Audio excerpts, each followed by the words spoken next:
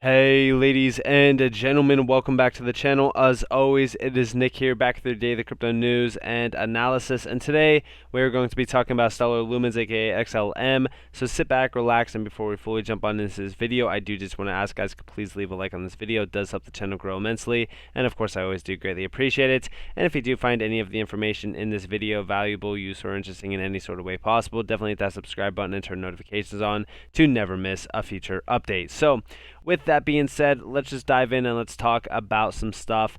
So first off, of course, when we are talking about XLM, I already did a little bit of a market breakdown on my XRP video. If you guys do want to go watch that, you guys are more than welcome to go check it out. But of course, in terms of XLM, we are trying to hit that 20-cent resistance, similar to Bitcoin hitting that 40K resistance. I don't really worry about the price action too much on a lot of my altcoin pairs, especially even XLM right now. And the only reason why I say that is because I'm more so I'm looking at the macro views, right? Like when we're talking about the bigger picture here, it is the macro view on crypto.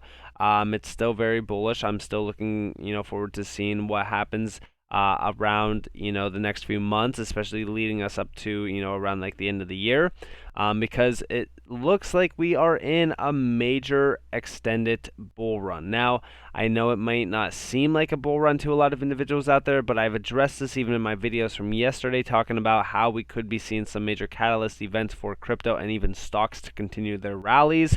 More so talking about the Dow Jones. I talked to you guys a little bit about the Dow Jones going to around like 45,000 points. So when we're talking about that, a lot of these altcoins will continue to follow.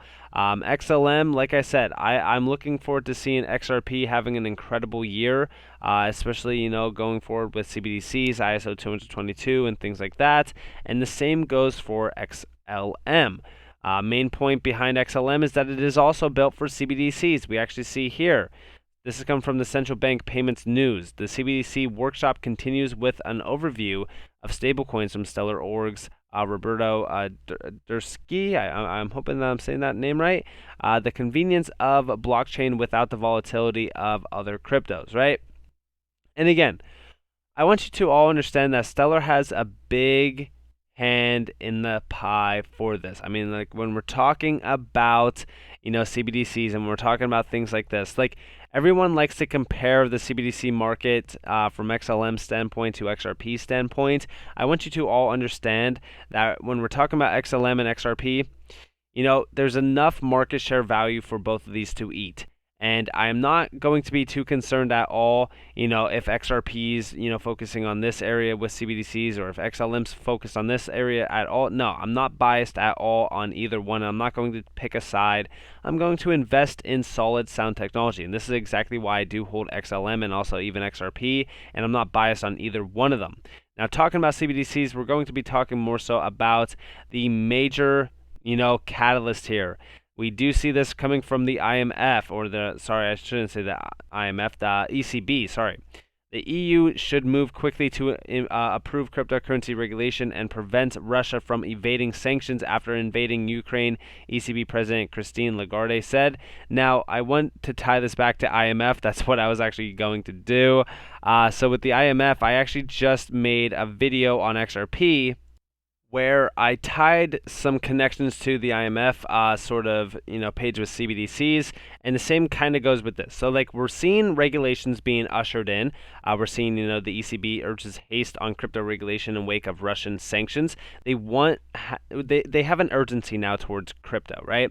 They want to make sure that they are regulating crypto. They want to kind of control it, if you will. But when we go and look at the IMF, right? So this is coming from the International Monetary Fund. They're talking about CBDCs and behind the scenes of central bank digital currencies in general. But more so, I want to focus on this image here. So this is what I actually had in the XRP video. This is, of course, the overall models of CBDCs. This is talking about the unilateral CBDC and the intermediated CBDC and then the synthetic CBDC. You can really kind of see the overall viewpoints here and really kind of how they, are going to work. In my mind, when we are talking about the unilateral CBDC, that's more so the idea that we had for CBDCs originally. But all of this is interconnected into what we are seeing right now, right? So, of course, here's some functions that need to be carried out in the environment, which we do know your customer and things like that are definitely key. User interface, user data, and all that kind of stuff. This is basically the transition to e-money overall. And they mentioned, of course, a few like Sand Dollar and stuff like that. But we do know that DLTs are a main, spotlighted thing here. DLTs definitely will play a vital role. And of course, we do see here the distribution of CBDC functions between the central bank and the private sector. And here's some major areas around the world that are already kind of moving in on CBDCs in the Bahamas, Canada, China, ECCU, Sweden, and Uruguay. Now, I want you to all understand that in the last couple, months, we've been seeing a lot of talks around CBDCs and digital money in general, which leads me back to, of course, the ECB trying to regulate this. Like, we want to see, regulations in the space, obviously, but we don't want regulations to the point where, crypto is no longer decentralized. We don't want regulations to kill this space. This is why we always look at XRP as more so like the white horse, right? We look at XRP to bring proper regulations to the space because XRP is the only other digital currency that is actually in a lawsuit with the SEC. And when we talk about XRP versus the SEC, it's actually not even, the SEC targeting that as a cryptocurrency, but more so targeting Ripple as a company with its major name, of course, behind XRP. But it's more so the idea that XRP could be the major catalyst for proper regulations in the space because Ripple has already released their regulatory framework on crypto regulations, which I actually agree with. But all of this leads us back to, of course, what is happening in the current world, right? Breaking: China's largest banks, offshore units, stopped issuing US dollar denominated letters of credit for purchases of physical Russian commodities ready for export. Yuan denominated letters of credit are still available for some clients. I smell more futures contracts. China's largest policy banks, Development Bank and Export Import Bank of China, have provided tens of billions of dollars of credit to Russia as part of Z-Belt and Road Initiative, funding everything from infrastructure to oil and gas. Now, all of this is more so going to a financial war with the U.S. We do see that, Russia is not really kind of worried about those sanctions, but, we kind of talk about sanctions here and really kind of where this could lead us. And listen closely to this. This is coming from Nexo now. I'm very concerned that extensive use of sanctions in this case, and I'm not advocating for or against, I'm just speculating that extensive use of sanctions against Russia, perhaps against China, if there's any other activities going on geopolitically, could be the last hurrah for sanctions, because I think it could drive and accelerate work by China and Russia to develop CBDCs, to use it in their foreign relations, in the case of China, in the case of their Belt and Road Initiative, and to really move portions of the globe off the dollar-based, Western bank-dominated, account-based system that we have today. And so CBDC is absolutely an effort by many non-aligned countries to move away from the sanction power that exists in our current Western bank-dominated, SWIFT-based. And of course, he is talking about Swift, right? He's talking about the Swift-based system, and we're talking about a major move from it. I actually had been addressing this in the last couple videos on my channel. And we do see, the major quote from extensive use of sanctions could be the last hurrah for, sanctions, because it could drive and accelerate work by China and Russia to develop CBDCs. Honestly, when we're talking about this, I even say this, I said this in my XRP video from earlier today. If we talk about these sanctions, they could lead to the collapse of the SWIFT network. If that does happen, a lot of these DLTs will be utilized for CBDCs. For an example, even talking about Russia with the Ukraine, right? Because we do know that it is all about the Russia with the Ukraine. We go back in time to December. Ukraine's central bank oversees digital currency pilot using Stellar. We know that Stellar is being utilized for CBDCs and, even P2P and B2B payments. But we do see here, in January, the ministry announced it had partnered with Stellar Development Foundation, which promotes the use of XLM cryptocurrency and the Stellar blockchain to create a central bank digital currency, something the National Bank of Ukraine had been exploring since 2017. CBDCs leverage decentralized ledgers such as blockchains to enable quicker, more efficient payments in the national currency. Now, when we're talking about this, it definitely is something to continue to watch unfold because we don't know where this will actually lead. But this is the start of course, the digital transformation, and of course, Stellar is behind this. But we do see these nations moving in on CBDCs and really kind of getting away from a U.S. dominated sort of payment infrastructure. And this is the problem right now that we are seeing right now really kind of rise because of these major events that are happening. And this is also why, we do see ECB, President, Christine Lagarde saying that we need to move in on crypto regulations in general and really kind of streamline this. It's really kind of streamlining the entire digitization of the system, though, realistically speaking. Because all of this goes back to, of course, Stellar. And, a lot of these ledger technologies are, or I shouldn't say are, but they could be utilized for CBDCs.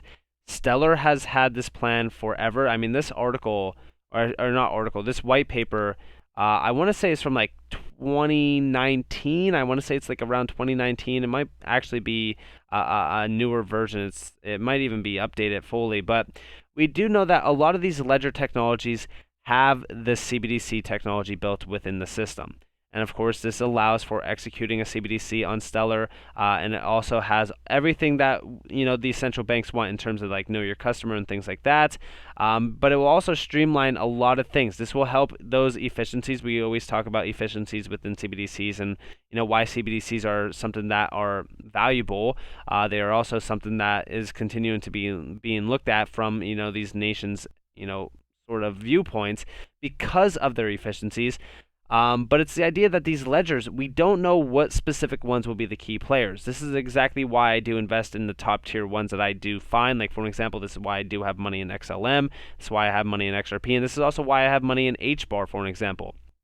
But we do know that Stellar has been in CBDCs for a very long time. It's just the idea that everyone kind of overlooks Stellar because they don't really look at Stellar as being a CBDC, leader.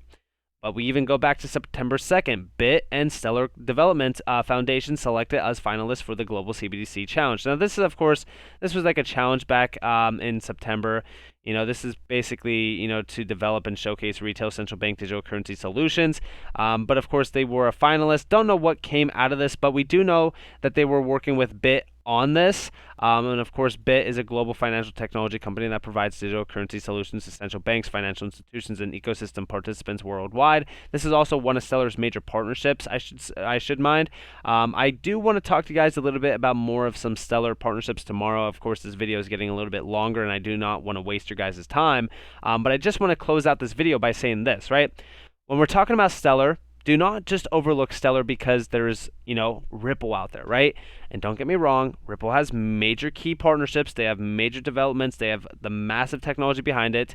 But do not disregard Stellar because Stellar also has incredible technology behind it. It has major partnerships, and it is already working with these areas in terms of CBDCs. Of course, the Ukraine is one that is really kind of piloting some, CBDCs with Stellar.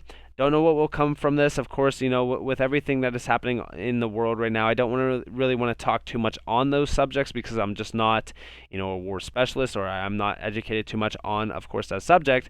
But when we are talking about CBDCs and we're talking about the system currently, it looks like we could be leading the race in terms of CBDCs from crypto side. And it looks like crypto is going to be a main player in a lot of the things that are unfolding, because I definitely think that we are going to see a financial war breakout if we do see, SWIFT being disconnected from a lot of the nations.